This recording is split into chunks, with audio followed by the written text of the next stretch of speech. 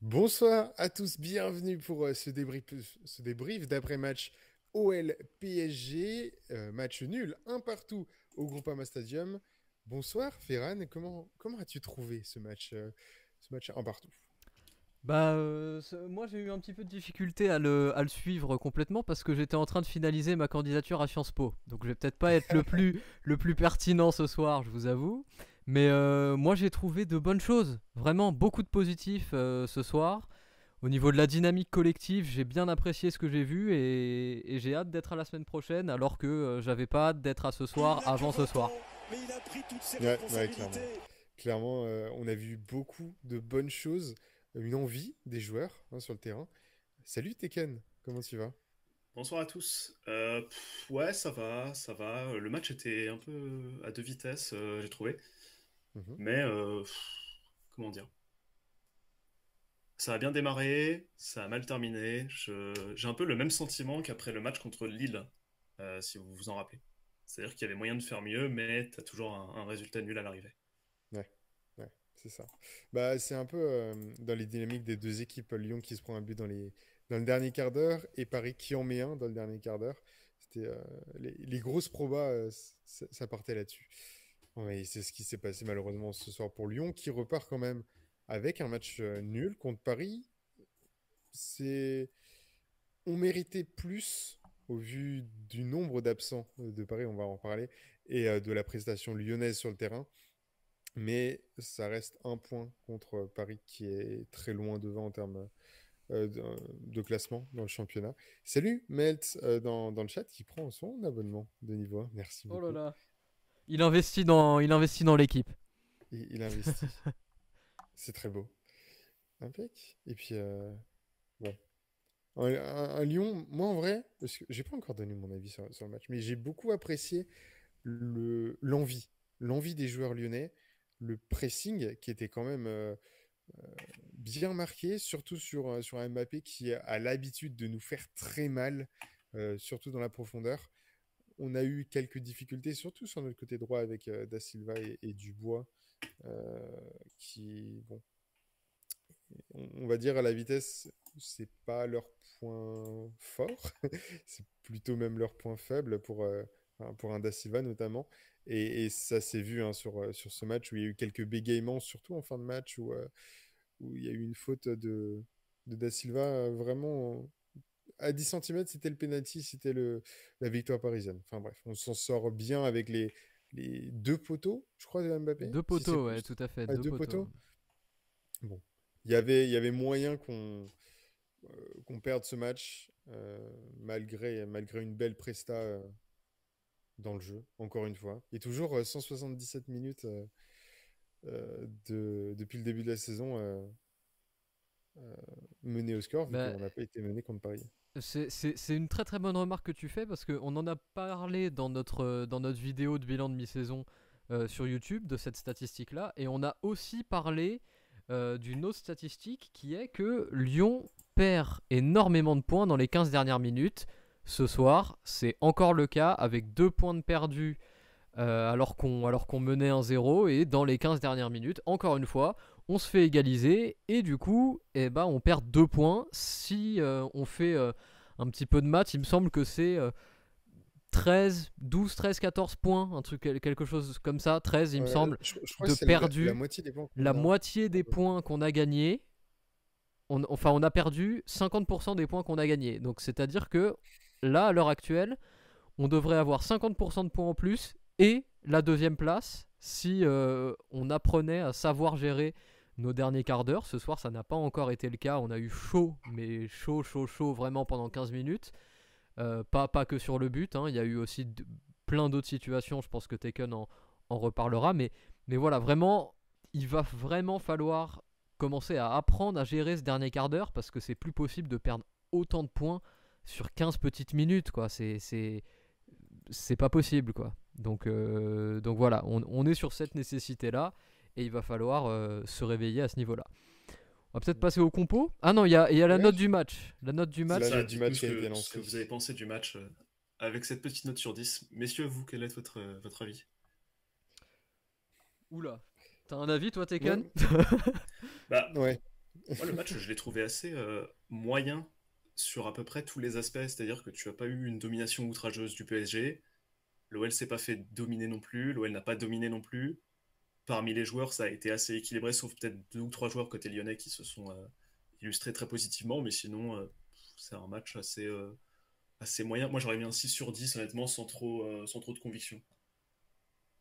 Moi, j'étais sur un 6-7 parce que j'ai vraiment apprécié euh, le jeu lyonnais, le pressing, ce qu'on avait un peu perdu à la fin de 2021, dû, je sais pas, à la fatigue, à un peu tous les faits hors jeu, enfin hors match euh, dans les stades.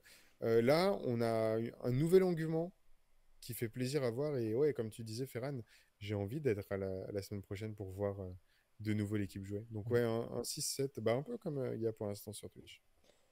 Et du coup, cette équipe, c'était avec une composition où on était de retour avec le back 3 derrière et un 3-4-3 qu'on a arboré hein, pas mal durant le mois de décembre l'année dernière.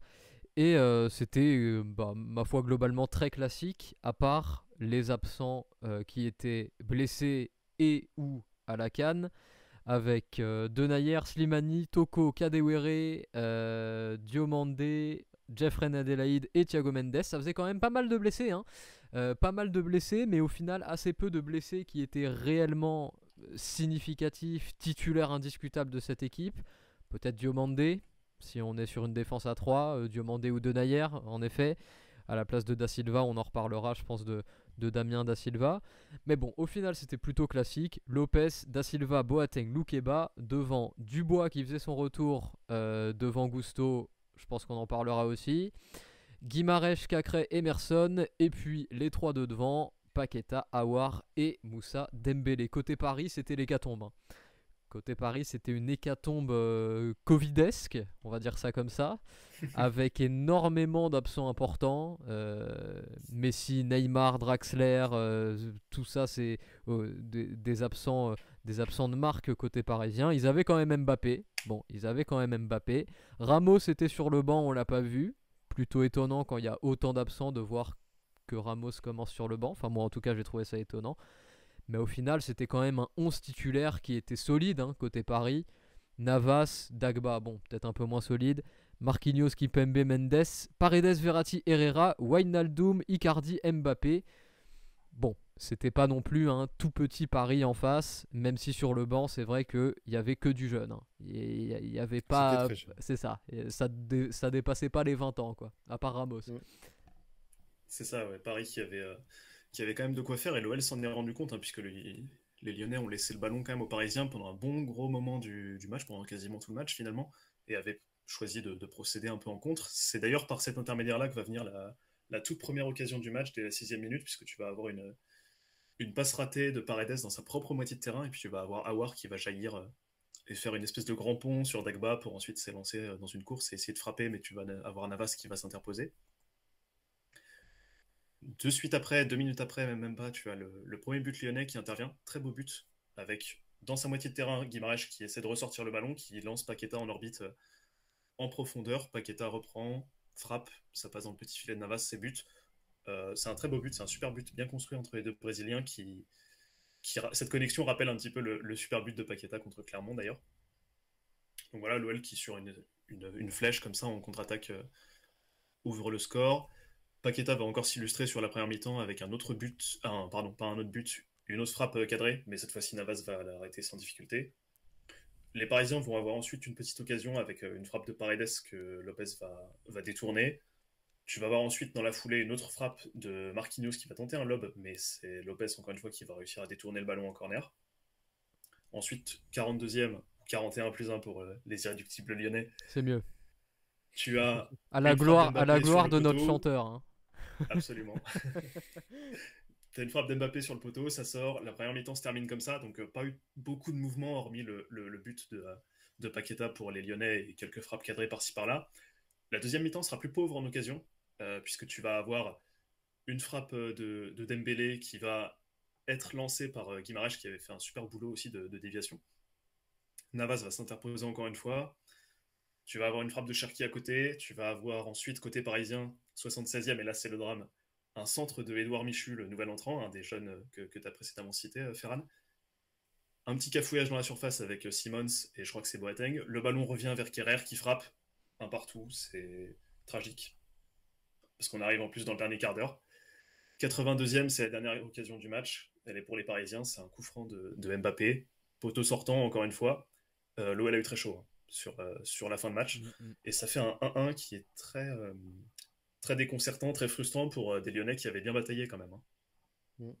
Parce qu'en soi, en termes de domination, j'ai trouvé que le match a été assez équilibré. C'est-à-dire que le PSG avait de la possession, mais n'a pas eu beaucoup plus d'occasions sérieuses que l'OL finalement. C'est ça, à partir du moment où Lyon a fait ce choix, qui était un choix assez catenaccio, hein, faut le dire quand même, à partir du moment où ce choix a été fait, on n'a pas été mis tant en difficulté que ça, à part sur les 15 dernières minutes, où là, en effet, il y a eu beaucoup plus d'occasions, comme tu viens de le rappeler. Est-ce qu'on passerait pas aux statistiques un petit peu, on va regarder les statistiques avec, que je les mette avec des statistiques en termes d'expected goals qui sont assez équilibrées et assez en accord avec le résultat, avec un but pour l'OL et un expected goal. C'est imperfect côté lyonnais. Bah, c'est sur la lignée de ce qu'on fait quand même. C'est sur la lignée de ce qu'on fait sur la globalité du championnat où on est, il me semble, à plus 0,3 de différence de but, de expected différence de but. Là, ça y est, on commence à aller dans des expected n'importe quoi. Là. Ça ne veut plus rien dire à la fin, mais disons que nos expected points sont, il me semble, quasiment égaux aux points qu'on a réellement pris. Bah, clairement, c'est là où tu te poses la question quand même de si c'est un manque de chance ou si c'est vraiment un problème, soit peut-être pas tactique, mais au moins des joueurs. Enfin bref. Donc, 1,34 côté Paris pour les expected goals pour un but réel. Et puis les stats en global qui sont assez équilibrés. Hein. Les duels gagnés, il y en a 54 Lyonnais, 52 Parisiens. Juste au niveau du nombre de passes, mais comme l'a dit Taken, c'est qu'il y a eu beaucoup de possessions au niveau parisien. Il y a eu plus de 400 passes parisiennes dans la partie du terrain lyonnaise contre 93 passes lyonnaises dans la partie parisienne. Mais à part ça, c'est très commun, quoi. Mais c'est ça, hein, c'est ce qu'a dit globalement Taken juste avant. C'est vrai qu'on a eu un match au final assez équilibré avec deux approches très différentes. Ça, c'est moi qui l'ai dit, mais un match au final très équilibré entre les deux équipes qui quand même sont censées, même si c'est pas le cas actuellement avec Lyon, être parmi les 3-4 meilleures équipes du championnat. Et c'est vraiment pas étonnant que ce qu'on a semblé voir se retranscrive comme ça dans les stats, notamment aux expected goals. C'est vraiment un match qui a été équilibré et le 1-1 au final est plutôt, je trouve, globalement mérité compte tenu de ce qu'on a vu au global sur les 90 minutes. Et des deux poteaux chanceux. Ouais, après il vaut pas grand chose le second poteau par exemple, parce que c'est un coup franc venu du poteau de corner, ça vaut pas grand chose ça en expected goals. Non, mais en termes de notes du match, on est assez partagé partout. Hein. Il y a du 5, du 6, du 7, il y en a pour tous les goûts. En fait, moi je pense savoir pourquoi c'est partagé et je suis un petit peu comme ça. C'est-à-dire que j'ai pas répondu tout à l'heure à la question. Pourquoi ? Parce que tout simplement je ne sais pas quoi y répondre. Je suis très partagé entre un résultat qui, encore une fois, fait perdre des points à Lyon, encore une fois, sur les mêmes soucis sur les 15 dernières minutes. Ça aurait plutôt tendance à me faire baisser une note éventuelle. Mais en revanche, j'ai beaucoup aimé ce que j'ai vu, notamment sur la première heure de jeu, avec des avec des ressorties de balles qui, franchement, ça faisait très longtemps qu'on n'avait pas vu des schémas de sortie de balles qui sont comme ça, bien huilés, avec un Guimarães en particulier, avec un Emerson aussi, Cacré aussi. Cacré, tout à fait. C'est ces trois joueurs-là qui, je trouve, ont très souvent cherché de suite la verticalité et avec un certain niveau de réussite. Le ballon, il arrivait très très souvent dans les pieds d'un Dembélé, d'un Aouar, d'un Paqueta, surtout Aouar et Paqueta d'ailleurs. Et c'est des schémas de sortie de balle qu'on n'avait pas forcément tant vu que ça sur la première moitié de saison. Il faut absolument conserver ce genre de schéma de jeu. Et en particulier, moi je pense que ça s'explique peut-être parce qu'on a eu beaucoup plus de temps.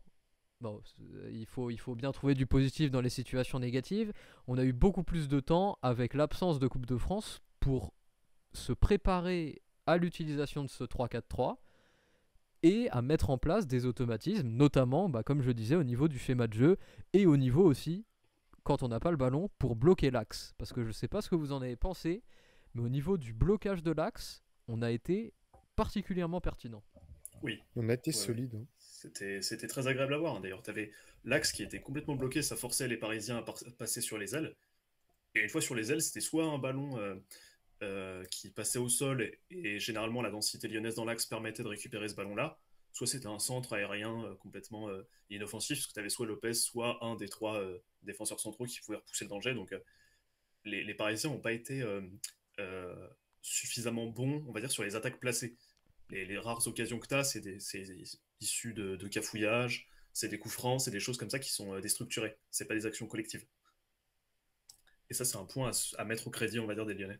Cette capacité, voilà, à se rouler en boule un petit peu au milieu du terrain pour obliger les Parisiens à faire une espèce de jeu en U et donc à être un petit peu stérile. C'est fantastique ce que tu viens de dire, c'est vrai, c'est très vrai, mais c'est particulièrement appréciable que tu l'aies dit parce que ça me fait réaliser qu'en effet, ce soir, l'équipe qui était en U, c'était pas Lyon, mais c'était notre adversaire, en plus le PSG, donc c'est incroyable. Quelle belle nouvelle. Incroyable. Absolument. Ah non, mais en plus, on s'est bien rendu compte de tout ça. Hein. Le PSG faisait des petites passes comme ça, latérales sur le côté, ça jouait à la baballe, mais tu avais très peu de situations où tu avais un joueur comme ça qui perforait par l'axe et avait une situation de frappe.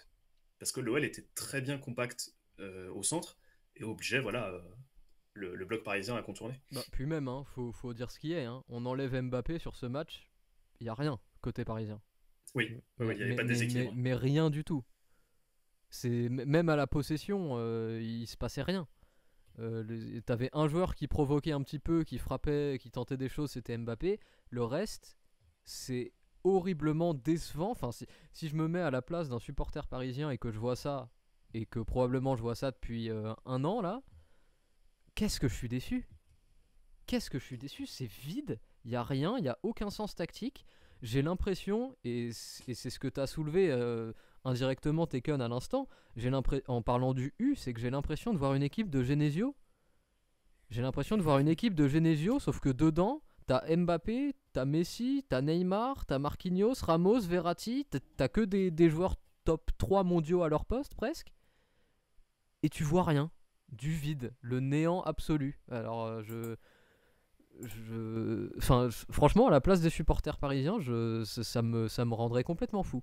Et puis ça commence à caler dans les résultats pour le PSG en Ligue 1. Sur les 5 derniers matchs, tu vois, autant l'OL a 4 nuls et une défaite, le PSG a 4 nuls aussi, mais une victoire. Tu vois, c'est à force comme ça, ça va leur jouer des tours. Hein.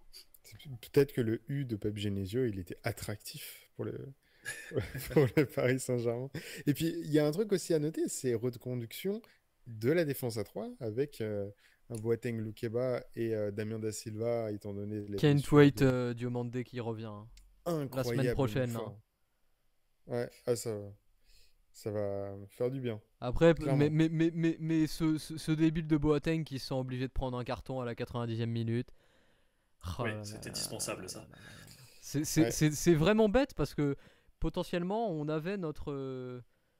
Ah non, parce qu'il sera pas suspendu la semaine prochaine. Ouais, si Diomande revient en cours de semaine prochaine, potentiellement on aura la chance de voir dès le match du week-end prochain l'équipe avec les 3 défenseurs centraux, Loukeba, Boateng, Diomande. Ouais, ce sera contre Monaco par exemple. on va être patient. Ce sera contre qui le prochain match? 3, Contre 3. c'est ça. 3, et ensuite c'est le derby, et c'est là que Boateng est suspendu. Intéressant. Mais voilà, moi donc au final pour finir par conclure le point que j'avais commencé il y a je sais pas 5-10 minutes sur la note du match, bah comme je disais, je suis un petit peu embêté parce que j'aurais tendance à mettre des points en moins parce qu'on perd encore des points sur les mêmes situations dans les 15 dernières minutes. Mais en même temps, sur tout ce qu'on vient de développer, j'aurais tendance à mettre des points en plus parce que, contrairement à toutes ces vacances de Noël où à chaque fois que je pensais à l'OL, j'avais envie de me tirer une balle, et bah là, j'ai vu des choses quand même positives et qui m'amènent un peu d'espoir pour la suite de la saison, même avec cet effectif-là, même sans recrue. Donc, moi, je suis plutôt content de ce match. Je sais toujours pas quelle note je donne, hein. Vous remarquerez que je vais jamais donner de note. Mais, Esquive la question. On tourne autour du pot là. mais je suis plutôt satisfait de ce match quand même, globalement. Bah, surtout que si t'as pas ce but parisien voilà, qui arrive un peu en catastrophe sur le dernier quart d'heure, on repart de ce match-là côté lyonnais avec un très grand sourire. Hein. C'est ça. Très grand sourire parce que t'es privé de possession. Ça a été finalement accepté, j'ai l'impression, par les Lyonnais. C'était le plan, hein. C'était le plan. Ouais, Vu notre position dès l'engagement à la minute 1, c'était le plan. C'est un peu règle Boss des qui 5 renie secondes, ses principes quoi, pour, pour être un peu plus pragmatique. Et ça avait payé. Hein. Tu mènes au score pendant 70 minutes de jeu, et c'est pas immérité en plus. Mm. Mais bon, tu peux pas gagner à chaque fois malheureusement. Pour le coup là c'est faire nul à chaque fois en ce moment. C'est ça. Bon, qui est-ce qu'on note, les gars? Qui est-ce qu'on commence côté lyonnais? On commence par... Allez, vas-y, par un top. Parmi les joueurs qui se sont bien démarqués, je trouve le double pivot en général et Bruno Ouais. Guimaraes en particulier. Je sais pas ce que vous en avez pensé, Bah, mais c'est Guimarães, encore une fois, livre une passe décisive. Et elle est pas facile à mettre. Elle est décisive de décisive, hein. Bah, c'est C'est clairement pas ça. une petite passe décisive, hein, ce c'est qu'il une nous a mise en fait orbite. Bruno là. Non mais Bruno, enfin très franchement, hein, Bruno, on l'a mis dans notre, enfin c'est même pas on l'a mis, c'est il a fini la vidéo, enfin il a fini la mi-saison en troisième place de notre classement football. C'est pas un hasard et ce soir c'est encore une très très grosse prestation. Je sais pas si on se rend compte, mais on en parlait un petit peu plus tôt, mais les sorties de balles, elles passaient très souvent par lui et c'était constamment des ballons bien utilisés qui allaient vers l'avant. Vraiment, Bruno, tant dans ce qu'il a fait avec le ballon que l'état d'esprit qu'il donne sur le terrain ou qu'il a donné à la fin du match quand il est passé avec le journaliste là pour répondre aux questions, c'est cet état d'esprit là qu'on veut à Lyon, quoi. C'est pas des gars qui se cachent, c'est pas des gars qui font les chouineuses. Non, c'est un Bruno Guimaraes qui dit bon, on est fier de ce qu'on a fait, mais la semaine prochaine, faut qu'on soit encore plus fier en remportant la victoire. Parce que là, Lyon, c'est que 13e et 13e, c'est pas la place de Lyon. C'est ça le discours d'un Guimaraes et c'est ça le discours qui devrait être imprimé dans les têtes de chacun des joueurs de notre effectif. Donc tant dans le contenu sur le terrain que les prestations hors du terrain, Bruno Guimaraes, c'est chapeau ce soir et sur toute la première moitié de saison plus globalement. Ouais, tout Et à même, fait. On peut le même noter niveau d'ailleurs, stats. Guimaraes dans le chat, hein, il y a un petit sondage qui circule. Les stats sont plutôt impressionnantes. Hein. Il y a 7 récupérations, il y a, il y a eu 5 tacles tentés, 4 réussis. Quoi d'autre? Il y a Les passes en profondeur, hein, 12 c'est incroyable. sur 16 duels, il en a gagné 12 sur les 16. C'est très fort, hein. C'est très très fort. Il y a eu 3 passes clés, il y a eu 5 passes longues, 4 réussies qui sont arrivées dans les pieds, 2 transversales. Enfin, c'est vraiment énorme. Moi, Et pour puis moi, même c'est l'homme du match. Oui, ouais. bah, il faut. Ouais, je suis bien d'accord aussi avec ça. Ouais. Même dans tout ce qui est sans ballon, hein, les actions de pressing, même les moments où il dégageait le ballon touche pour un geste défensif vraiment anodin, tu le voyais qui exultait tellement il était content de ce qu'il faisait. Enfin, il était vraiment impliqué à fond dans ce match-là. Ça fait ultra plaisir à voir. Hein. Mais Mais il y a un moment, je sais plus, je crois que c'est vers la fin du match, où il arrive à intercepter un ballon et et il l'envoie dans la tribune, mais avec une volonté, mais... Oui, c'est ça. Et après, il exulte comme s'il avait gagné Ouais, c'est la ça. Coupe du Monde. Enfin, c'est incroyable.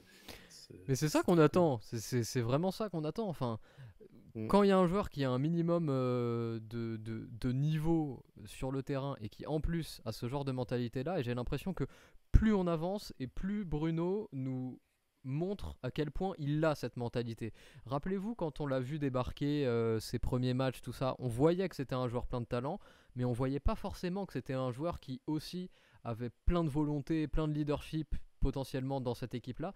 Et je pense que plus on va avancer et plus il va rester et plus on va avoir ce Bruno-là s'exprimer réellement sur le terrain et vis-à-vis de ses coéquipiers. Donc moi, déjà, il était cet été parmi mes pistes préférentielles pour le Capitana. Si on fait une petite comparaison de Capitana là, entre Guimarães et celui qui est notre capitaine Dubois, ou le second Aouar, ou le troisième Dembélé, bon, je pense que le calcul il est très vite fait. Guimarães est beaucoup plus capitaine que ces trois hommes-là. Et il y en a d'autres d'ailleurs qui sont aussi plus capitaines que ces trois hommes-là qui sont pas des capitaines. Enfin, voilà.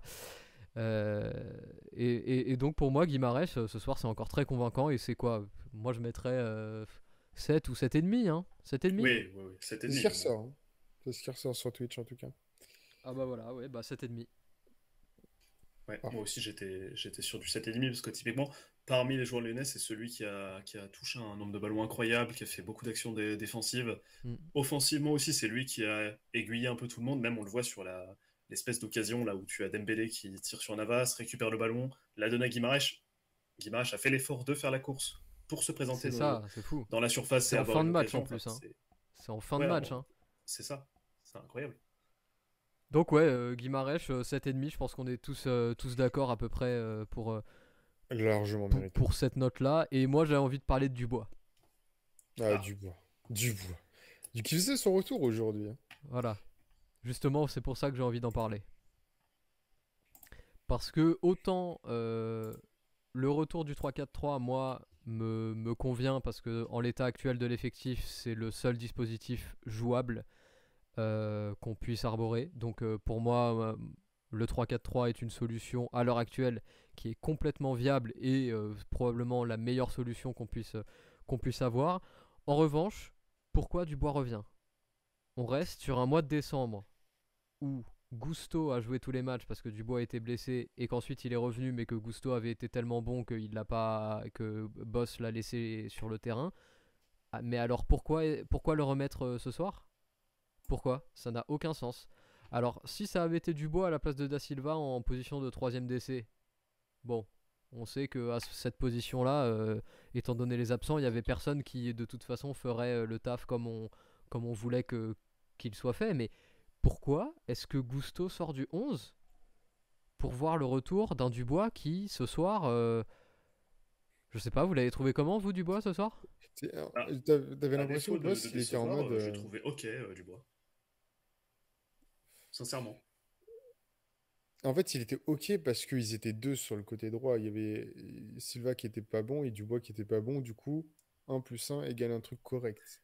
Je suis pas d'accord sur le Da Silva, pas bon non plus. Hein. Honnêtement, hein, Pas rassurant du tout. sans parti pris aucun, les deux, moi je les ai trouvés décents ce soir. Et pourtant, Dubois, on tape dessus à juste titre lors de plein de matchs. Ce soir, ce qui est d'ailleurs assez surprenant, mais il y avait ce petit côté un peu où tu avais Dubois qui faisait les bonnes passes, qui évitait de repasser trop souvent vers l'arrière, qui était même audacieux parfois dans ses choix, sans perdre le ballon pour autant. Donc honnêtement, ça va Dubois. C'est pas sur ce match-là que je vais lui reprocher des choses. Même si sur le fond du propos de Ferran, qui est de réclamer Gusto à la place de Dubois, je souscris évidemment à ça. Gusto a plus de qualité, notamment sur l'aspect offensif, dans la qualité de centre, que Dubois et mériterait de passer devant lui. Mais Dubois, sur le match de ce soir, ça va. Honnêtement, ça va. J'ai rien à dire de trop négatif sur lui. Même si le but vient de son côté, soit dit en passant. On a une note là pour Dubois qui est lancée ou pas? Ouais. C'est combien? Tout le C'est monde peut entre donner quoi son et quoi? avis. Entre 4 et 5,5. 4 et 5,5, ok. Ouais, Non, pour moi, c'est un match très neutre. Enfin, c'est-à-dire que il a rien apporté, mais il a rien causé de. Enfin, il a pas causé de dommages, on va dire. Mais le sens de mon propos était même pas sur sa prestation de ce soir, en fait. C'est sur une analyse beaucoup plus globale de ce poste de latéral droit. C'est pourquoi sortir quelqu'un qui a été meilleur que son vis-à-vis pendant un mois où le vis-à-vis a été absent. Pourquoi pour moi, ça n'a pas de sens. Donc, personnellement, j'aurais préféré continuer de voir Gusto ce soir.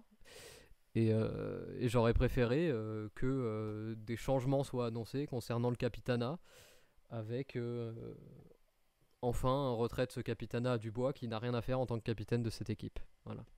Vous pensez vraiment qu'il pourrait y avoir en tout cas un changement de capitana en cours de saison? Non, je pense pas, mais je l'espère. Ouais. Il y en a beaucoup sur les réseaux sociaux qui réclamaient notamment Boateng Oui, c'est un de mes deux. comme capitaine. Moi, j'ai Guimarães et Boateng. C'est les deux que j'ai en tête. Moi aussi, je les trouve aptes à être capitaine, ces deux-là, parmi d'autres aussi dans l'effectif. Et je suis presque convaincu que tu n'auras pas de changement de capitana sur la saison, à mon grand regret, parce que j'aime pas trop Dubois. Et c'est un euphémisme que de dire ça. Non, moi je mettrais peut-être 5 à Dubois pour le coup. Ouais, honnêtement, Dubois, ça passe. C'est Je passe pense qu'il y partout, a tu vois. Ouais, voilà, il y a plein d'autres matchs sur lesquels on pourra lui taper dessus à juste titre. Autant sur celui-là, bon, ça va. J'ai rien à dire de spécial. Ta phrase suggère tellement qu'on attend les matchs pour le taper dessus. En fait, c'est même pas ça mon propos, mais on va dire qu'il y a une proportion non négligeable de matchs sur lesquels Dubois va se faire taper dessus. À juste titre que, bon, voilà, on n'invente rien, évidemment. La boule de cristal de Tekken sur les performances de Dubois. Okay. C'est ça. Voilà, les notes, alors c'est bien, t'as du 4, 4,5, 5. Voilà, ça représente un peu le propos qu'on a ce soir sur Léo. C'est ça. Moi je mettrais 5. Ouais, 5, allez. Ça me va 5. aussi. On part là-dessus. 5, et même de façon plus globale, je crois qu'aucun joueur ne mérite d'avoir en dessous de la moyenne ce soir. Je sais pas comment vous vous positionnez par rapport à cette assertion-là, mais je trouvais que le collectif lyonnais était assez homogène. Je suis assez d'accord sur ça, ouais. Bah, il y a eu vraiment une défense en bloc, en équipe. Du coup, il y avait Mbappé à chaque fois, il avait 2-3 joueurs qui étaient au pressing sur lui pour vraiment essayer de le museler. Et on a vraiment réussi. Je crois que c'est une des premières fois. On arrive autant, même s'il était entre guillemets tout seul à la tête de l'attaque parisienne.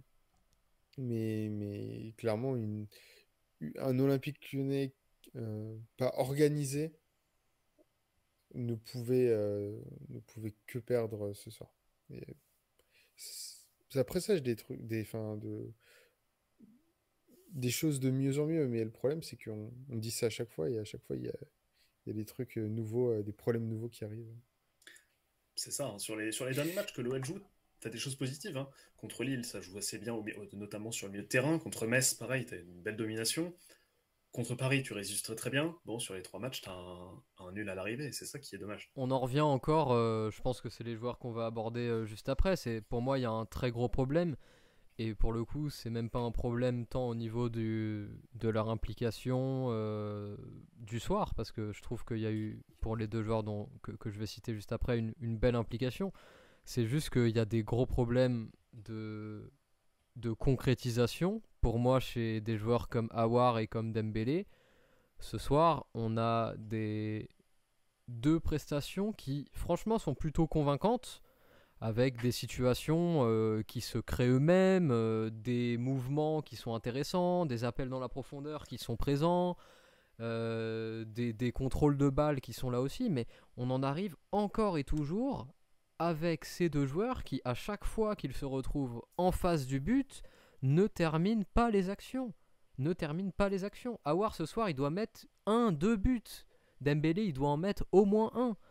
Et on est dans cette situation-là où on a nos deux joueurs qui, au final, se retrouvent le plus face au but dans la plupart de nos matchs, Aouar et Dembélé, qui sont incapables de la mettre au fond des filets.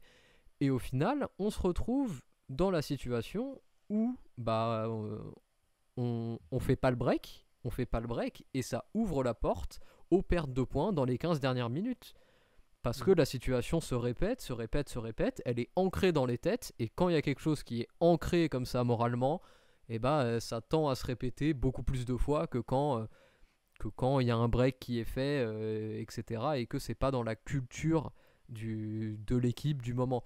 Mais donc, on a un réel problème, je pense, à la finition avec ces deux joueurs-là. Je sais pas ce que vous en pensez, vous, de votre côté. Je Oui, suis d'ac- je suis d'accord, ouais. je suis d'accord. En fait, on a tendance à cibler la défense lyonnaise parce qu'on perd des matchs et par un but qu'on se prend dans le dernier quart d'heure. Mais si on arrive à mettre tous les potentiels buts où on est en situation de 1v1, en fait, il y a pas cette question de est-ce qu'on va perdre ou est-ce qu'on va faire match nul parce que il y a un coup de chance de l'équipe adverse qui va mettre son but.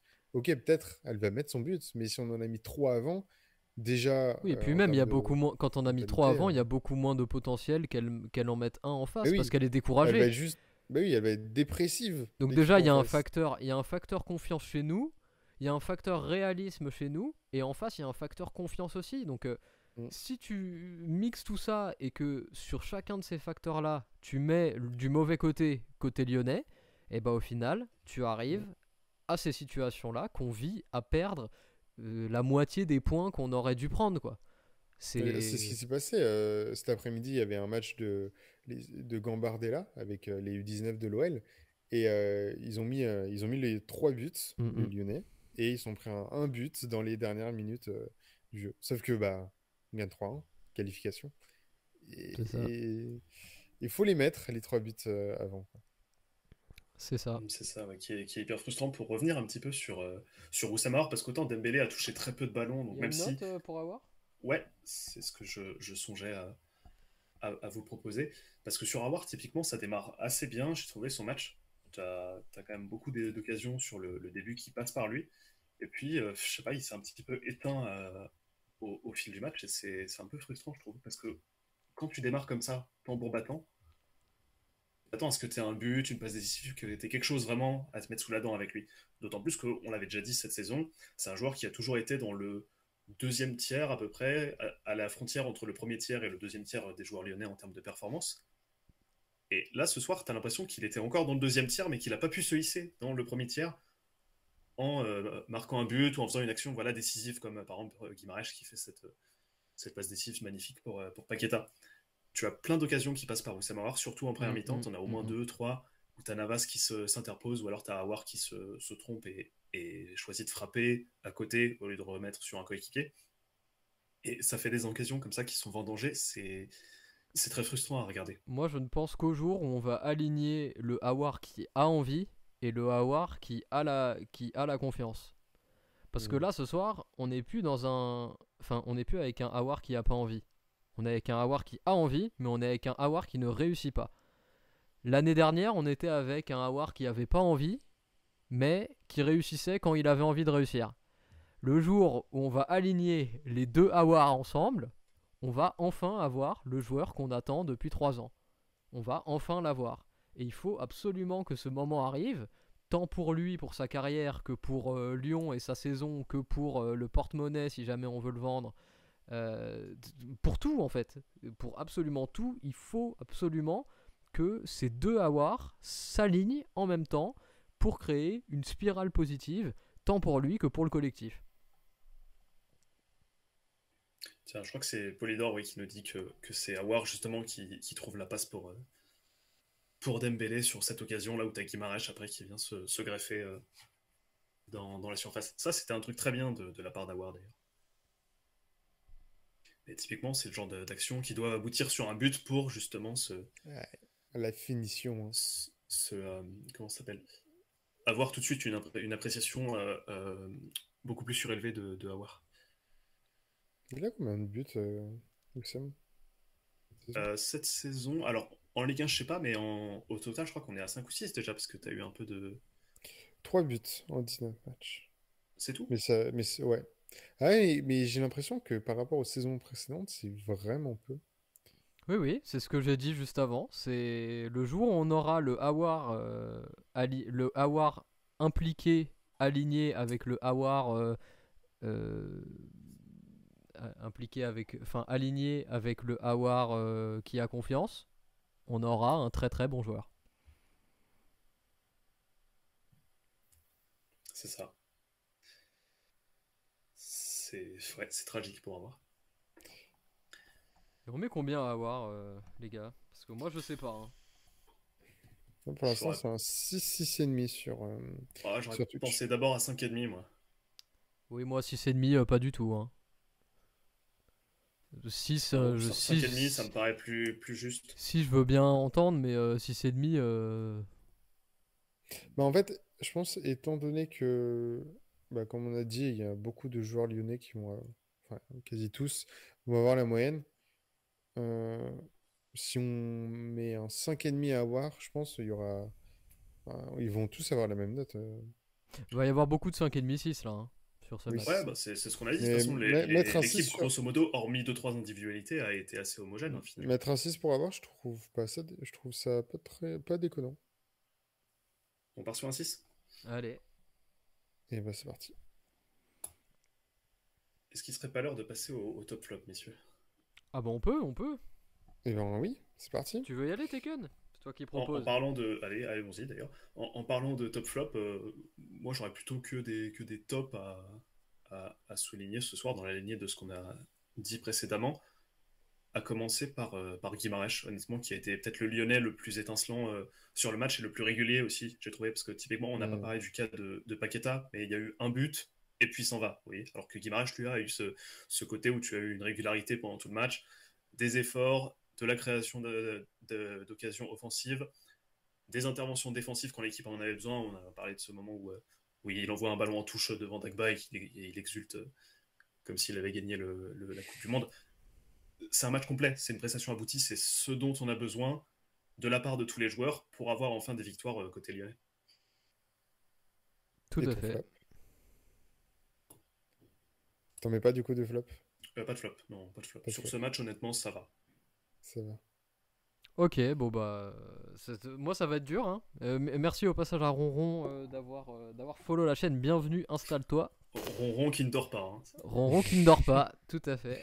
Et moi je sais pas quoi dire en fait, après ce que tu viens de dire. Parce que pour moi il y a personne d'autre à mettre réellement en avant que Guimarães en réel top En ce top, soir. ouais. Moi, il y a deux choses que je voulais dire. Déjà, le Paqueta qu'on a vu en première mi-temps, en tout cas, Oui. c'est le retour du Paqueta qui masterclass. Si on peut de nouveau voir ce visage-là, ça va juste être super bénéfique pour Lyon, quoi. Clairement, il était aussi bien défensif qu'offensif. Hein. Le Paqueta qu'on aime voir sur le terrain. Bah, le Et Paqueta et même qu'on aime voir sortir à la 70e minute parce qu'il est crevé quoi. Ouais, mais c'est ça. Mais vas-y, sors à la 70e à chaque fois, y a pas de souci. De toute façon, on a On va rentrer Cherki, Cherki on a après, Cherki et- derrière. Un but, puis une sortie à la 70e, ça me va. C'est ça, Tous les on a, matchs, je le prends. on a Cherki derrière, s'il peut jouer 25 minutes à chaque Qui a match encore comme une ça fois une en très bonne rentrant, entrée. c'est très bien. Mais moi, Paqueta, c'est pour ça qu'on l'aime en fait, c'est pour ça qu'on l'a aimé. C'est dans cette débauche d'énergie, c'est dans ces allers-retours, l'efficacité défensive combinée à sa création offensive. C'est ce Paqueta-là qu'on aime, c'est celui qu'on avait un petit peu perdu sur le mois de novembre-décembre de l'année dernière. Et ce soir, espérons que cette première mi-temps ne soit que Que le début. une première pierre sur cette seconde partie de saison pour le Brésilien. Exactement. Et puis le deuxième joueur, mais toujours lui par contre dans la continuité, c'est Loukeba qui encore une fois contre le Paris Saint-Germain cette fois-ci enchaîne. C'est son quatrième match d'affilée, je crois. Au moins, ouais. Et quatrième gros match à chaque fois. Il est Moi, très bon. pour moi, dès que tu parles de Loukeba, c'est injuste de ne pas parler de Boateng. C'est-à-dire que pour moi, c'est un duo en fait qui fonctionne particulièrement bien. Les deux, à chaque fois qu'ils sont alignés ensemble, c'est pertinent. Il se passe quelque chose. Je pense qu'ils sont extrêmement complémentaires. Vraiment, ça m'ennuie que Boateng ait pris ce carton jaune parce que je pense que dès qu'on aura la charnière Loukeba, Boateng, Diomandé, on ne pourra plus s'en passer. on ne pourra plus s'en passer. Mais vraiment, j'ai tellement d'espoir quant à la première titularisation de ces trois-là derrière. Incroyable. Enfin, imaginons quand même, imaginons si on reste en 3-4-3 là et qu'on fait juste une recrue. On fait juste une recrue Azmoun. Voilà, imaginons. Ou un autre buteur, j'en sais rien. Mais imaginons juste une recrue. Tu fais Lopez, Loukeba, Boateng, Diomandé, Gusto, Guimarães, Cacré, Emerson, si Chelsea nous le reprend pas, Aouar, Paqueta avec Cherki en rotation et devant une recrue. Enfin, c'est banco. Hein. Non mais rendons-nous compte Il quand manque même la finition. des potentialités qu'on peut avoir. Enfin, je sais pas, Alexandre, si tu nous écoutes pas, tu t'en bats les couilles de football probablement, mais si tu nous écoutes, viens à Lyon, putain. Vraiment. Il nous manque que toi là et on va vers les étoiles. Là. Le petit Lacazette. Fin de contrat très prochainement. On regarde d'un œil intéressé. C'est bien que tu as sûreté parlé du cas de Loukeba, puisqu'on a BDL69 qui estime que Loukeba est parmi les tops sur YouTube. En vrai, je l'aurais mis, mais plus pour l'ensemble de ces matchs. Ouais, ce soir, je sais pas si Loukeba sort particulièrement du lot. C'est ça. C'est de la régularité, on commence, ça va jouer contre lui, hein, mais on commence à être habitué, donc il y a plus ce côté voilà, où on a les étoiles plein les yeux. Faut qu'il claque des gros smash avec la tête. Non, mais c'est surtout qu'on va pas pouvoir mettre en top quelqu'un qu'on va noter 6,5. Parce que sinon on va avoir la moitié de l'équipe en top, étant donné que, comme on l'a dit juste avant, ça a été un niveau moyen qui a été globalement bon côté lyonnais, avec aucun flop qui ressorte particulièrement, et plutôt un niveau assez lissé sur l'ensemble du 11 titulaire. Donc est-ce que ce soir ça mérite réellement une position de top pour les Loukeba, Boateng? Pour moi, non. Mais c'est quand même une performance solide de la part de ces joueurs-là. L'un n'est pas antithétique de l'autre. Tout à fait. Et un autre joueur aussi sur lequel j'avais envie de parler de la performance très brièvement, c'est la rentrée de Ryan Cherki, qui pour moi a encore fait une rentrée pertinente. J'ai vraiment l'impression qu'il a compris dans quel mode de pensée il fallait qu'il dispute les matchs qu'il joue. Sur le mois de décembre et le match de ce soir, à chaque fois qu'on a vu Cherki, que ce soit titulaire ou dans ses rentrées en fin de match, il a proposé quelque chose. Il est venu avec des intentions et il est venu pour faire des différences en jouant sur ses qualités. Ce soir, ça n'a pas payé parce qu'il y a eu beaucoup de cafouillage dans la surface, il y avait beaucoup de gens, des Parisiens, des Lyonnais, tout le monde se montait dessus à la fin du match, là sur les 15 dernières minutes.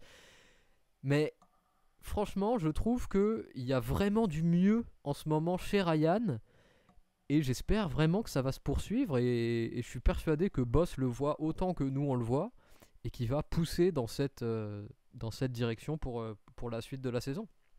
Ouais, ce qui est bien aussi, c'est qu'avec la CAN, tu as Slimani et Toko Ekambi qui sont momentanément indisponibles. Du coup, ça fait beaucoup plus de place pour Cherki afin qu'il soit le premier entrant et qu'il ait beaucoup plus de minutes à jouer. Donc c'est assez sympa comme scénario finalement.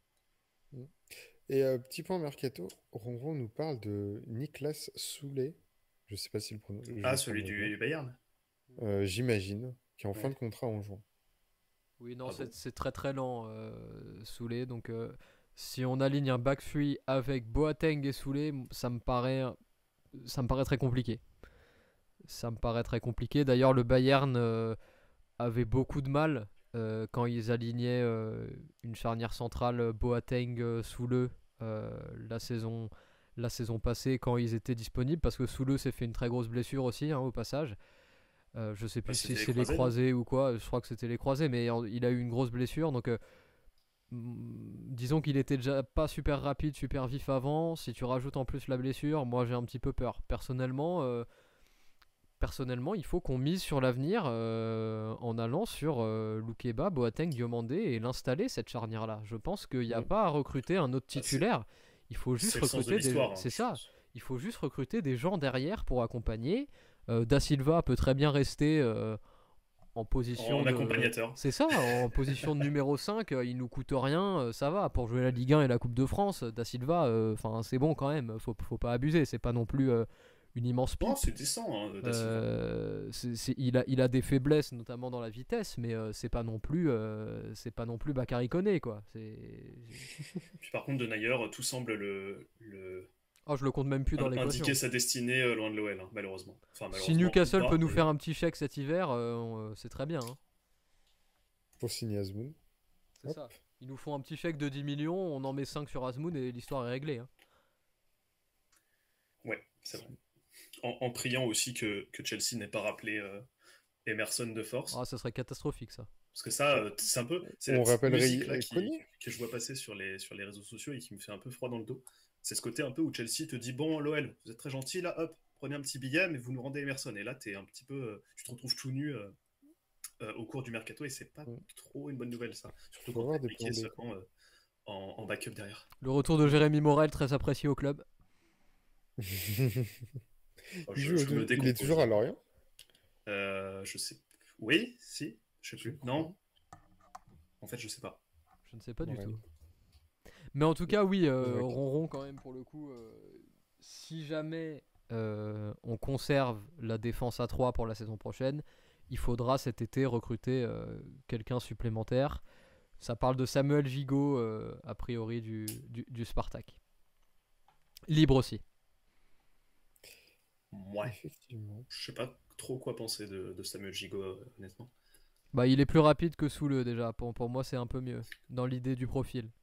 Après, je l'ai jamais, enfin, je l'ai pas tant vu jouer que ça, donc je vais pas m'avancer à dire n'importe quoi, mais il a pas une immense caravane comme les grands dadais allemands. Bon, de toute façon, on aura l'occasion d'en reparler. Bien Yes. sûr. Est-ce que vous avez des choses à rajouter, messieurs? Bah, peut-être Ah, qu'est-ce regarder qui un nous- petit peu sur Ouais. ce qui se passe. Qu'est-ce qui nous attend pour les prochaines semaines? Oui, bien sûr, avec un Olympique Lyonnais qui va jouer contre 3. C'est ça, ouais, Et dimanche prochain. c'est le dimanche à C'est 17h, je 17h. crois. 17h, ouais. Dimanche À 17h, le vendredi suivant, t'auras le derby. Et je crois que c'est à peu près tout pour le mois Un de derby le de vendredi, janvier. non mais. Pour le mois de janvier, puisque t'auras plus de Coupe de France, hein, puisque l'OL s'est fait virer de, de cette affaire de façon assez expéditive, hein, je dois l'admettre. C'est vraiment se faire virer, quoi. Allez, c'est pas grave, on n'en parle plus, c'est réglé. Non mais c'est réglé, Ça fait- on s'en fout. Ça fait moins de matchs à jouer. Voilà. Mm. On est en Et puis Europa l'Europa League, League qui on a- aura les qui huitièmes est- à jouer, c'est très bien. Ouais, bah, les Exactement. huitièmes, c'est au mois de mars, je crois, donc il y a encore un bon. Oui, bah c'est bien, comme ça on a le temps de travailler notre 3-4-3. Ouais, tout à fait. C'est parfait. Mais voilà, donc Et 3 la puis- semaine prochaine, et puis après, très gros. Enfin, une grosse série de matchs Ouais. importante à Il y a jouer. Monaco, Avec probablement il y a- Marseille aussi qui va se rajouter à un moment, milieu. dans pas si longtemps que ça, avant la reprise des Coupes d'Europe en tout cas. Donc voilà, il y a ça aussi à prendre en compte. Ouais, clairement. Monaco, Nice et Lens pour la suite. Tout à fait, ouais. Ça va être une belle période de Ligue 1. On va bien enchaîner. Et voilà. C'est tout bon? Bah, il me semble qu'on est tout bon, ouais. Il semble que c'est tout bon. Et ben, parfait. On va pouvoir conclure tout doucement avec donc ce match nul de l'Olympique Lyonnais. Au niveau classement, on a pris quelques points ou pas? On n'a pas regardé. On a pris On est un 11e. point, hein. Ouais. Voilà, on est 11e, mais globalement, on n'est toujours pas si décroché que ça des places Non. de tête. Donc, globalement, ce match de. Enfin, pas ce match, ce On est à mois six- on est à ce mois de 6 janvier points. va être très important. On est à 6 points de la première place européenne, qui est Montpellier, à 31. Donc ouais. Avec un match en Ça va retard. être plus, oui, et plus on a un match, ouais. Tout est encore à jouer, effectivement. Bon voilà, merci à tous de nous avoir écoutés pour débrief ce match. Et puis voilà, la rediff sera disponible sur YouTube demain dans la fin d'après-midi et en podcast dès demain matin. Et on vous dit bonne soirée, bonne nuit et à Et bonne année! dimanche prochain. Et bonne année. On n'a même pas commencé en disant bonne nuit. C'est très le grave. c'est le premier Bon, live on l'a- de l'année. Oui, c'est vrai. C'est vrai. Alors, le 9, un peu tard. Non, Bref. non, ça va. Même pas 10 jours, ça va. Tranquille. Ça va. Bonne nuit à tous et à dimanche prochain. Ciao, ciao. Salut. À bientôt.